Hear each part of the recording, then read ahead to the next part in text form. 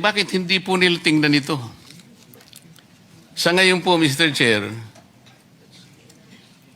these are not only the low-lying fruits. These are the only fruits that we can pick.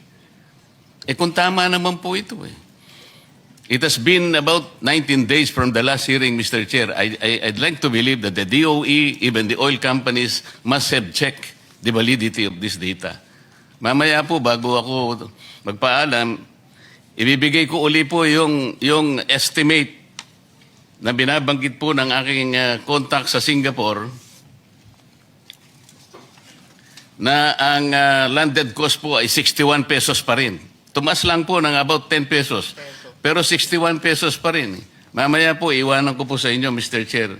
Para sa ganon, makapag-engage naman yung oil companies. Kung totoo po ito, ba't hindi po tayo bumili sa Singapore?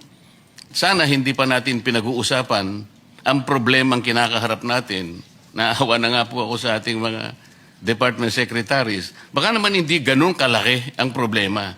Kasi sa ngayon po, hindi ko po talaga makita yung problema. Ang mga datos po, the numbers will speak for themselves. Pati nga po yung capacity natin, Mr. Chair, yung fuel storage in the Philippines. Kinuha ko po Luzon, Visayas, Mindanao.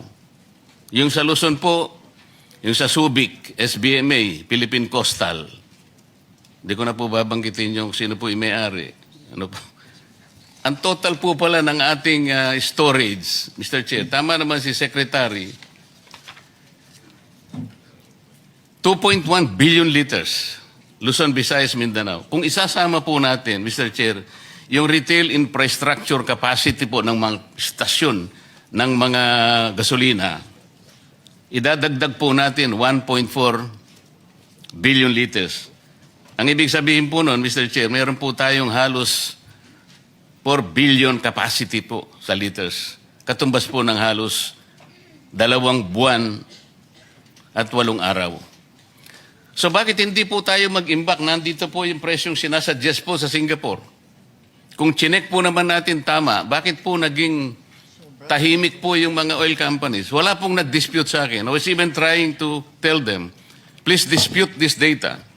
You want me to check this? I have checked this. Kayo po, you have to prove me wrong. Kung tama po ito, ay bumili po kayo. Bakit hindi po sila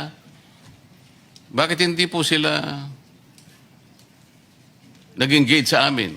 At ibinigay ko po sa chairman yung mga datos. Inaakala ko po, sabi nga po nila, it was music to their ears. Bakit naman po, Mr. Chair, parang ako it is as if I am the lone voice in the wilderness. Totoo po ito mga data